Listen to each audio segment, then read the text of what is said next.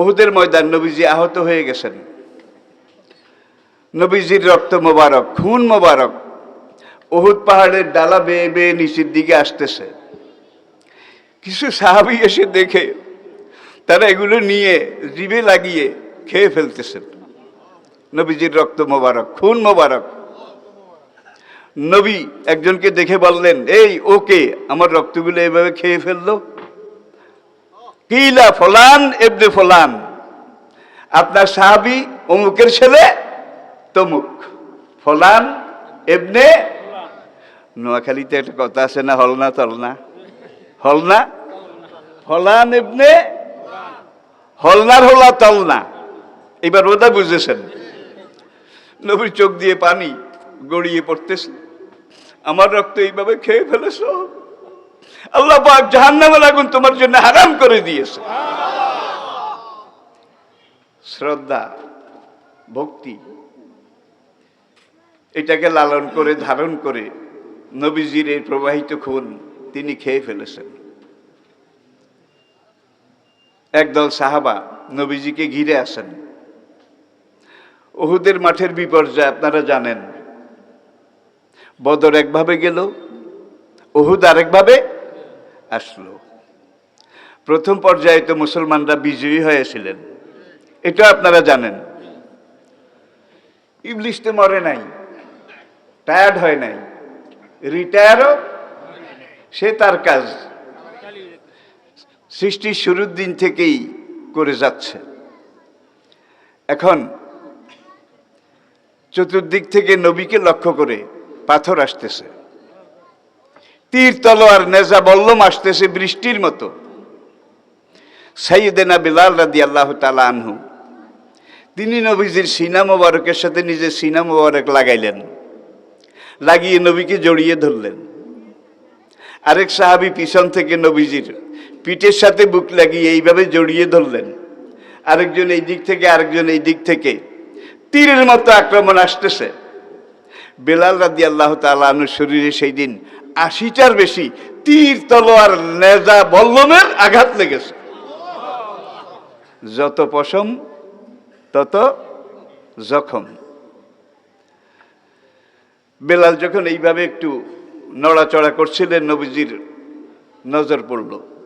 মা বাদুকা ইয়া বুনাইয়া, বাবা বেলাল রে, আমাকে বাঁচানোর জন্য তুই নিজকে এইভাবে শেষ করে দিলি? বেলাল সেদিন জবাব দিয়েছেন, ইয়া রাসূল আল্লাহ, ইয়া হাবিব আল্লাহ, ওগো আল্লাহর রাসূল, ওগো আল্লাহর হাবিব। বেলালের শরীরে এখনো রূহ আছে। বেলালের শরীরে যতক্ষণ রূহ থাকবে, আপনার নবীর গায়ে আমি একটা কাঁটার আঁচড়ও লাগতে দেব না।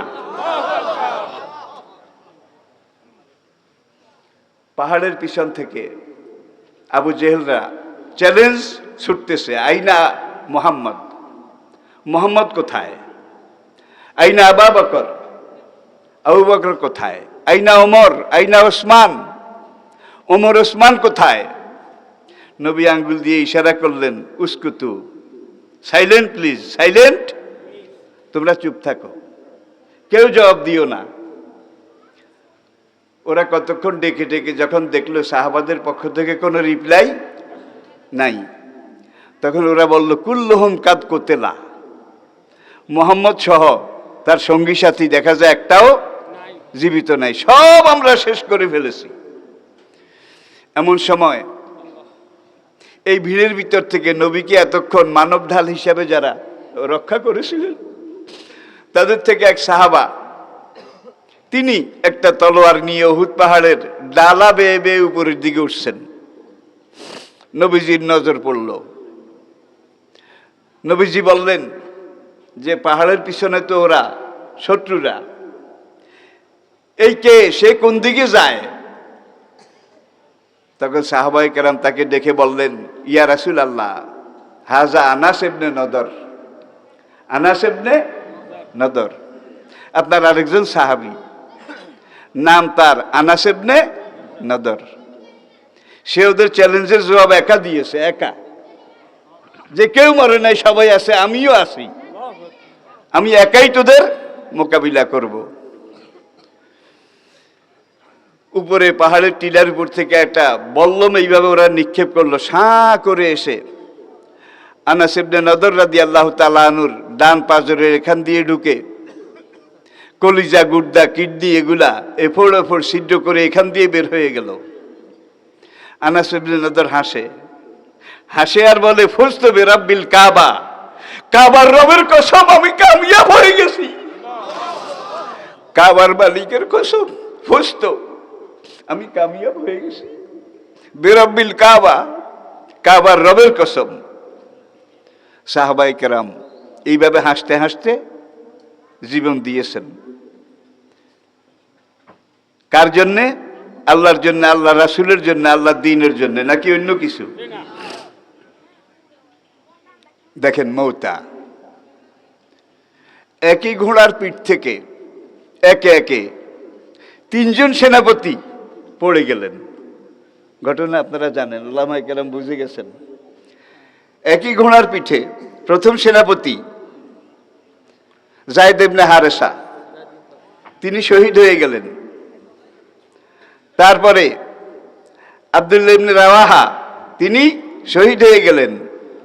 জাফর, তিনি শহীদ হয়ে গেলেন। এইবার খালিদ রাদিয়াল্লাহু তাআলা আনহু, তিনি এগিয়ে এলেন। তিনি ওই ঘোড়ার পিঠে উঠতেছেন, কিন্তু এইটা চিন্তা করেন না, আমার সামনে এই ঘোড়ার পিঠ থেকে তিনজন পড়ে গেল, এই ঘোড়ার পিঠে আমি কোন সাহসে উঠবো? আমি বেঁচে থাকবো তার গ্যারান্টি আছে নাকি কিছু? তাহলে সাহাবায়ে কেরাম দ্বীনের জন্যে, কোরআনের জন্যে এইভাবে জীবন দিয়েছেন, ঠিক কিনা বলেন? আর ভাই, আমরা এমন মুসলমান, কোনো ফাসেক, কোনো মুনাফেক, কোনো কাফের এসে যদি এক ধমক দেয়, তোকে এখন শেষ করে ফেলবো, নামাজি, রোজাদার, দিনদার, শেষ করে ফেলবো, এই ধমক দেওয়ার পরেই বলে, তুই আমার 10 জন্মের বাবা, তুই যা বলস আমি তা করব, আমারে মারিস না।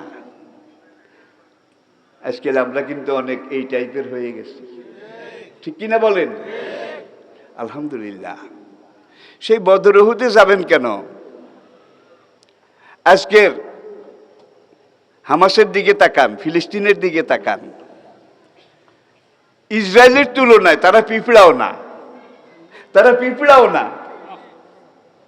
আর বর্তমান মধ্যপ্রাচ্যে অস্ত্র বলেন, অর্থ বলেন, তথ্য প্রযুক্তি বলেন, ইসরায়েল সবার অগ্রগামী, উপরে।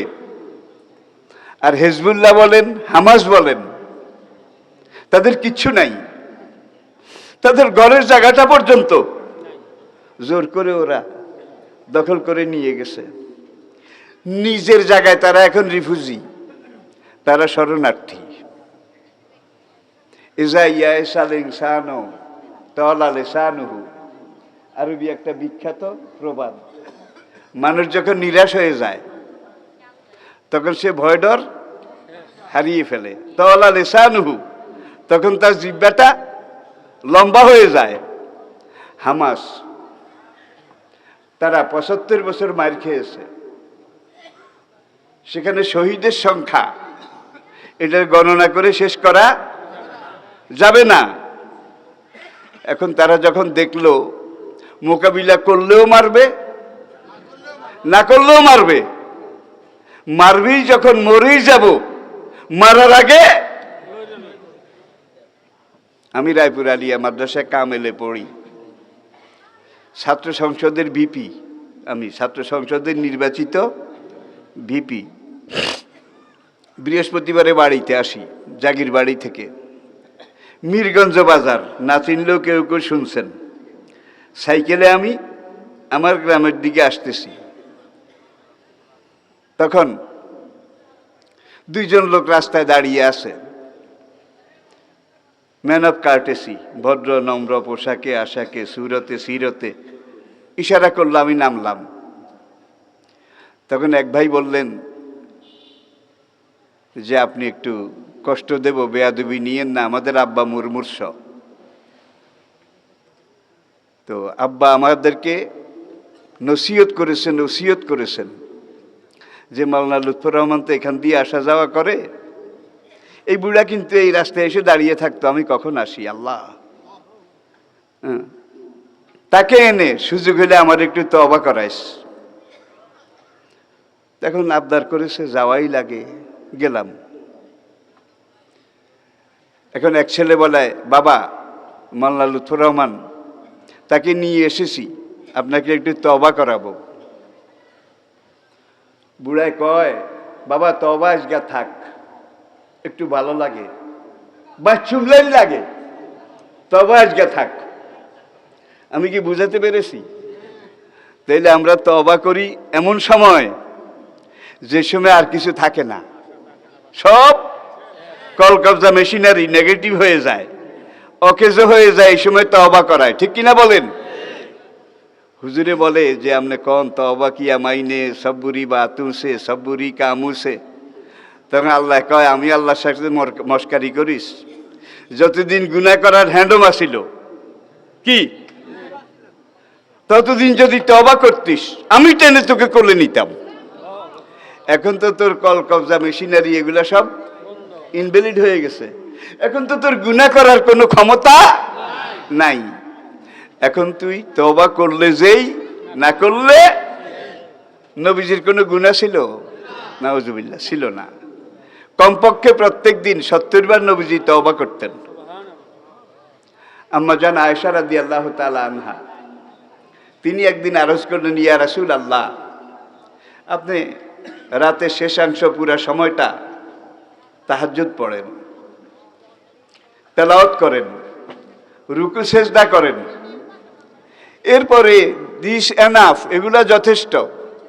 আপনি হাঁটতে তওবা, শুইতে তওবা, বসতে তওবা, চলতে তওবা, এত তওবা করার দরকার কি? আপনার তো নেকির কোনো কুল কিনারা নাই।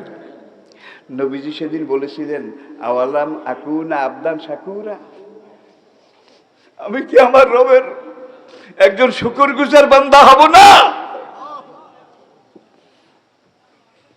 এই বুড়াই কইল, তওবা আজগা থাক, একটু ভাল লাগে, তওবা তো করতে হবে একেবারে শেষ সময়। আরেক ঘটনা, এটা আরেক জায়গার। এখন দেখি যে আমি সাইকেলে আসা যাওয়া করতাম, একটা জমি মাঠ দখল, জমি দখল আর কি, 2 লাঠিয়াল জমি 2 আইলে, এরা বলে হই, ওরা বলে রই, এই আগায় আগায় আবার জায়গায় গিয়ে দাঁড়ায়। ভাই এক বুড়া, বয়স আমি পরে জিজ্ঞেস করে জেনেছি 90 বছর। বাঁশের চুঙ্গা আছে না, বাঁশের চুঙ্গা, এটা দিয়ে ওই পান শেষতে বুড়া আছে, দাঁত একটাও নাই। ভাই আমারও নাই, আমি সাহেব কোনো বুড়াকে ইয়ে করছি না, ছোট জ্ঞান করছি না। বুড়া ওই বাড়াই দিয়ে পান শেষে, আর তার ওই পক্ষের যারা এরা কয় হই, বিপক্ষের ওরা কয় হই। বুড়া পান শেষে আর কয়, এই তোরা খারাই দিছে কা, তেনা মারত না কা, মরতাম হচ্ছি, শেষ দাম খেলাই যাইম। কি রে ভাই রে, আমি আমার এক জীবনে একই নাটকের, ওইটা এক পিঠ, এইটা আরেক পিঠ, কিন্তু ইসলামের জন্য কোনোদিন দাঁড়াই কইছেন নাকি? জীবন তো চলে যাচ্ছে, ভিসার মেয়াদ তো শেষ হয়ে যাচ্ছে, আইসক্রিম তো গলে যাচ্ছে, পুঁজি তো শেষ হয়ে যাচ্ছে, ঐশী যেদিন মরছি সেই দিন, জীবনের শেষ দান ইসলামের জন্য খেলাই যাইও। এই কথা কি বলতে রাজি আছেন? রাজি আছেন? কে কে রাজি আছেন? নারায়ে তাকবীর, নারায়ে তাকবীর, নারায়ে তাকবীর। আবার কিছু ভাই এমনও হয়তো আপনাদের মধ্যে নাই, কয় তওবা করলে নাকি গুনাহ মাফ হয়। যাক, আমি তওবা করি, আগের গুলা জারাই হালাই, তারপরে আবার শুরু করব। এমন আছে না নাই সমাজে? আছে তো। ইল্লাল ইনসানা খুলিকা হালুয়া ইজা মাসাহু শাররু জাজুয়া ওয়া ইজা মাসাহুল খায়রু মানুয়া। আসেন, এই দিকে গেলে আবার ওই দিকের ওয়াজ থেকে যাবে। ইমানদার লোক, নামাজি লোক, তার রুটা কবজ হবে, কবজ হবে। আপনার শরীরে যতটা পশম, প্রত্যেকটা পশমের সাথে রুহের কানেকশন আছে। আজকের বিজ্ঞান স্বীকার করেছে আপনার যে আপার চেম্বার, এখানে 12 লক্ষ নার্ভ আছে, 12 লক্ষ রগ আছে। এক একটা রগ এক একটা পশমের সাথে। এই রগটার ভিতর দিয়ে সূক্ষ্ম চিকন টিউব পাইপটার ভিতর দিয়ে এই পশমটার মধ্যে আল্লাহ খাদ্য সরবরাহ করে, এই জন্য পশমটা বেঁচে থাকে। কি কারো যদি ব্লাড ক্যান্সার হয়, আপনারা হয়তো বা দেখে থাকবেন, ব্লাড ক্যান্সার এই রোগের একটা পর্যায়ে আছে যখন টিস্যুগুলো মরে যায়, পাইপগুলো মরে যায়, বন্ধ ব্লক হয়ে যায়, তখন ওই পশমের কাছে আর রক্ত পশমের গোড়ায় পৌঁছতে পারে না। তখন দেখা যায় মরার আগেই ওই লোকটার যা পশম টশম আসিল সব এরকম আপনারা দেখেন নাই। তাইলে আপনি আজকে তো বিজ্ঞান যত আগাচ্ছে, বিজ্ঞানের গবেষণা যত বাড়ছে, তত কোরআনের বৈশিষ্ট্য প্রমাণিত হচ্ছে, প্রমাণিত হচ্ছে। আর এই কোরআন এমন কোরআন 1500 বছর আগে এসেছে। 1500 আলা আলিহি ওয়া সাহাবিহি ওয়া আজওয়াজিহি ওয়া আওলাদিহি ওয়া আহলি বাইতিহি ওয়া আউলিয়াই উম্মতিহি ওয়া উলামাই উম্মতিহি আজমাইন। আম্মা বাদ, ফাউযু বিল্লাহি মিনাশ শাইতানির রাজিম। বিসমিল্লাহির রহমানির রহিম। قال الله تعالى في كلامه المجيد والفرقان الحميد إن الله وملائكته يصلون على النبي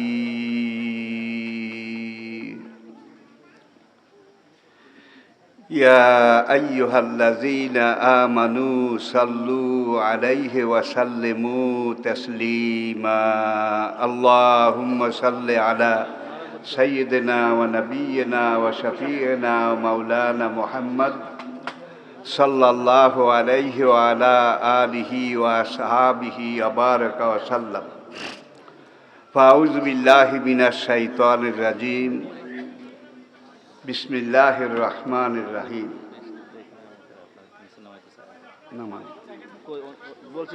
মোহতারামি ও মোকাররামি কদরে গেরামি জনাব সভাপতি সাহেব,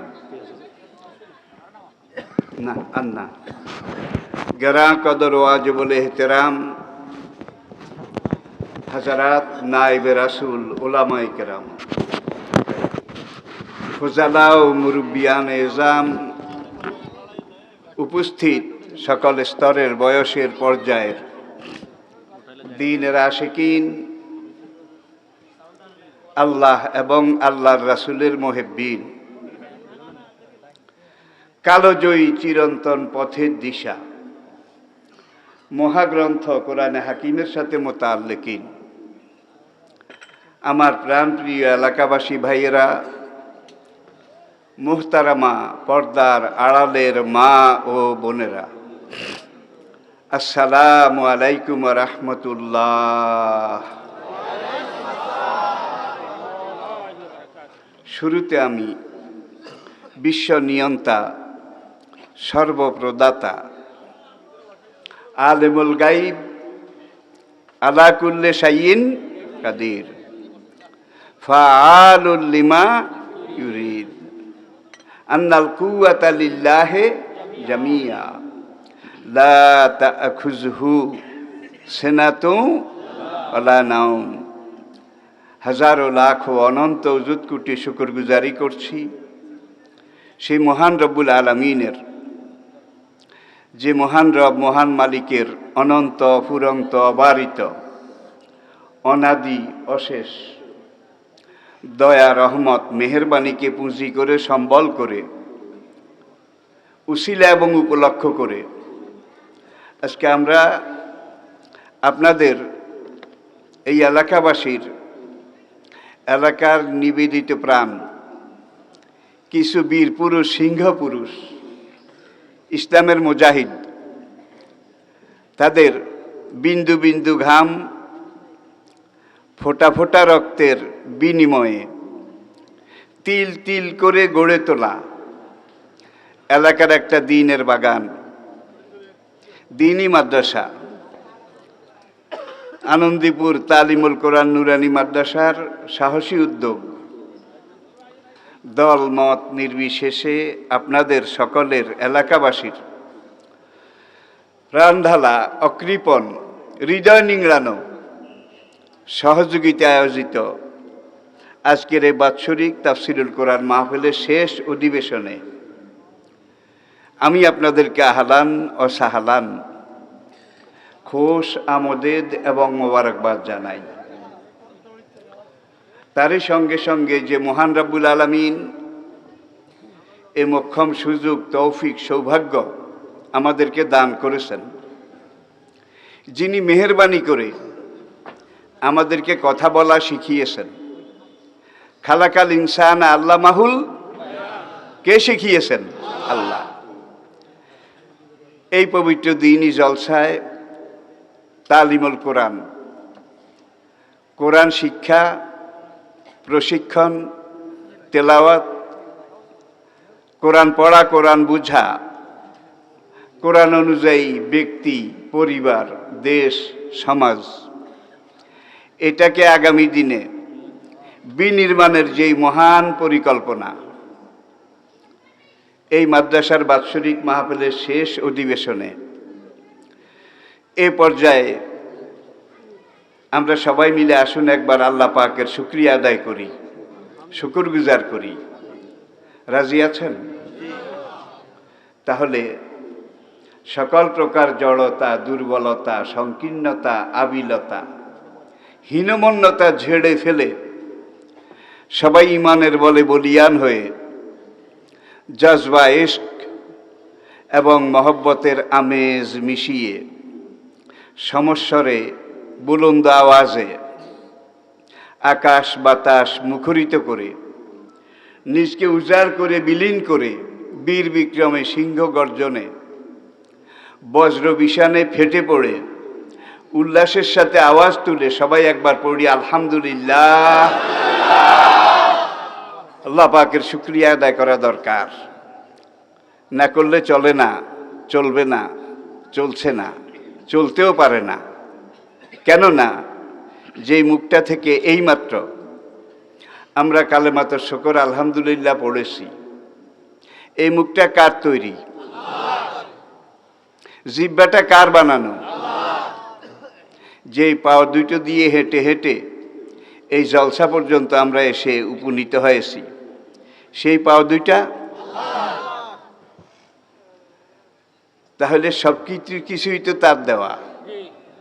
তিনি যতক্ষণ চাবেন, যতক্ষণ চাচ্ছেন, ততক্ষণ আপনার এই হেড অফিসটা কাজ করবে, আপনার বুকের পাওয়ার হাউসটা সার্ভিস দেবে, কাজ করবে।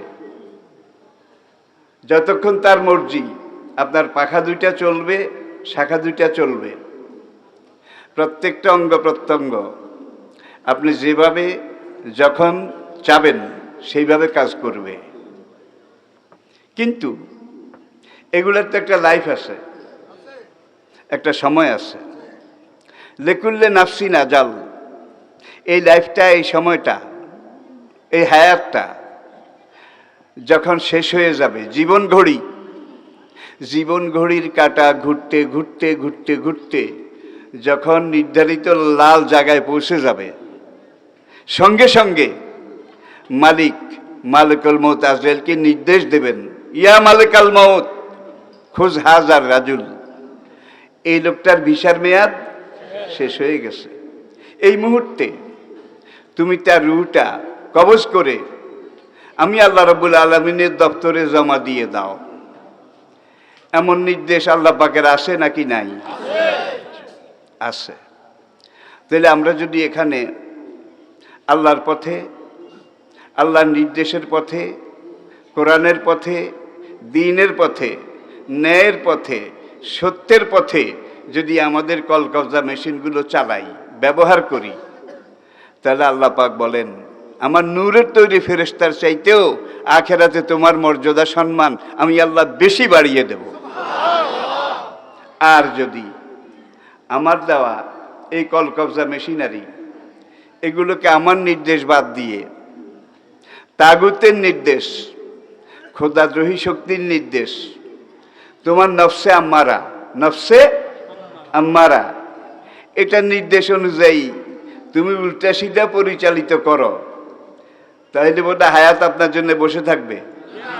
ভালো করলেও এখানে এসে থেমে যাবে, খারাপ করলেও এখানে এসে থেমে যাবে। আপনি আমরা যদি ভালো করি, যদি আমরা আল্লাহর পথে চলি, আল্লাহর কথা বলি, কাল্লা ওয়াইন্না কিতাবাল আবরারে লাফি ইল্লিয়িন, কখনো নয়। হে দুনিয়ার মানুষ, তোমরা জেনে রাখো, তোমরা যদি আল্লাহপন্থী হও, কোরআনপন্থী হও, দিনপন্থী হও, নীতি নৈতিকতা পন্থী হও, মারুফপন্থী হও, মুনকারের বিরোধী হও, তাহলে তোমার রুটা কবজ হওয়ার সঙ্গে সঙ্গে আমি তোমার রুটাকে বেহেশতের বাগান ইল্লিনে নিয়ে জমা করে রাখবো। ওমা আদরাকা মা ইল্লিয়ুন, হে নবী আপনি কি জানেন ইল্লিন কি? ইল্লিন কোথায়? কিতাবুম মারকুম, সেটা আমি আল্লাহ পাকের একটা নির্ধারিত দপ্তর। কাল্লা, কোশ্চিন কালেও নয়, কখনো নয়। ওয়াইন্না কিতাবাল ফুজ্জারে লাফি সিজ্জিন, বেনামাজি, বেরোজদারি, ফাসিক, ফুজ্জার, মদখোর, ইয়াবাখোর, জেনাকার, বদকার, মিথ্যুক, তাদের রূহ যখন কবজ করা হবে, লাফি সিজ্জিন, তাদের রূহ সিজ্জিনে যাবে। আই রিপিট, তাহলে ইমানদার নেককার তাদের রূহ এখান থেকে বের করার পরে ইল্লিনে যাবে, আর বদকার, পাপী, গুনাহগার তাদের রূহটা এখান থেকে বের করার পরে সিজ্জিনে যাবে। এগুলা আল্লাহর কথা না, কোরআনের কথা না? আচ্ছা আসেন, তাহলে ইল্লিন কোথায়? ওমা আদরাকা মা ইল্লিয়ুন, হে নবী আপনার কি জানা আছে ইল্লিন কোথায়? ইল্লিন কি? ব্যাখ্যা নবীজি এইভাবে দিচ্ছেন। আপনি নামাজি, আপনি রোজাদার, আপনি ইমানদার, আপনি দিনদার, আপনার দুনিয়াতে সবচেয়ে বড় কাজ আনাকিমুদ্দিন, আল্লাহর জমিনে আল্লাহর দিন কায়েম করা, আল্লাহর দিনের প্রশিক্ষণ দেওয়া, তালিম দেওয়া, আল্লাহর দিনের পক্ষে পজিটিভ কাজ করে যাওয়া। ইল্লিনে যেতে হলে এই কাজগুলো আপনাকে আমাকে করতে হবে। আমি কি বুঝাতে পেরেছি? আচ্ছা, আমাদের কেউ কেউ সমাজে এমন ভাইও আছেন যারা বলে যে এই তাহাজ্জুদ, নফল নামাজ, কোরআন তেলাওয়াত, তাসবিহ, তাহলিল, ইবাদত বন্দিগি এগুলা তো মাওলানা সাহেবেরা করবে, হুজুররা করবে। আমরা গ্রাম বাংলার আঙ্গাল বাঙ্গাল মানুষ, আমরা কি আর এত কিছু করে পারি? টান একটা দেয় আবার, আমরা কি আর এত কিছু করে পারি? আপনি যেদূর পারবেন, যেদূর যতটুকুন পারবেন এতটুকুন করার দায়িত্বই আপনার মালিক আপনাকে দিয়েছেন।